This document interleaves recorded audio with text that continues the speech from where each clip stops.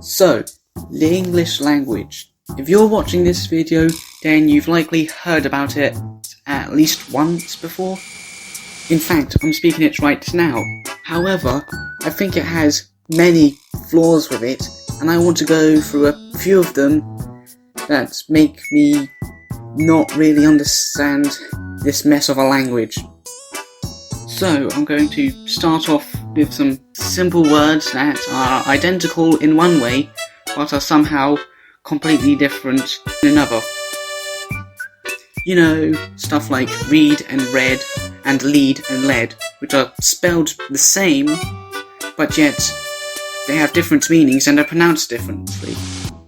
And with read and read, it's somehow even worse because one is the past tense of the other, and somehow it's spelled the same. So how do you expect someone who doesn't really know English that much to know exactly which one it is?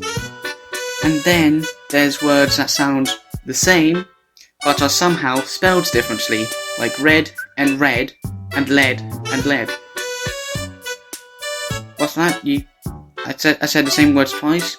Okay, so let me repeat. I said read and led and led. But at least those words there's only two. But then there's words like there, and there, which is three different spellings, three different meanings. Sometimes, it's super easy to get them confused because they're spelled very similarly and they sound the same. So, would you expect someone to not mix them up? And on to a small issue that I think is just me, but sometimes I can just be writing a sentence normally, and then suddenly one of the words I'm writing doesn't seem to be a word at all, for no reason.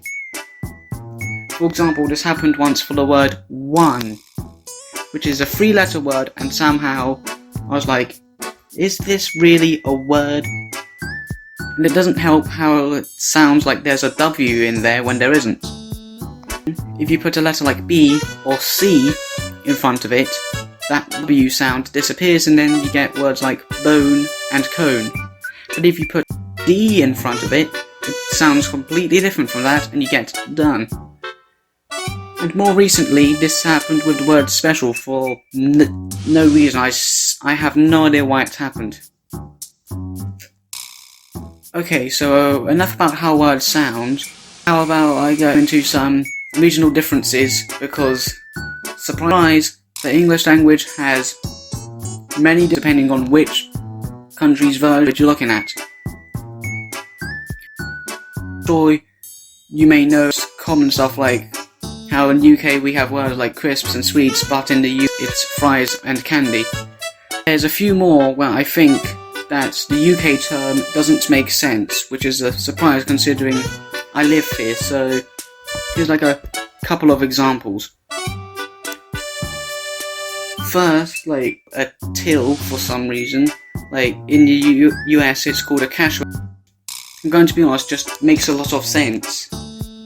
And then, similarly, what we in the UK call a number plate, which is mostly letters for some reason, I don't know whose idea it was to call them.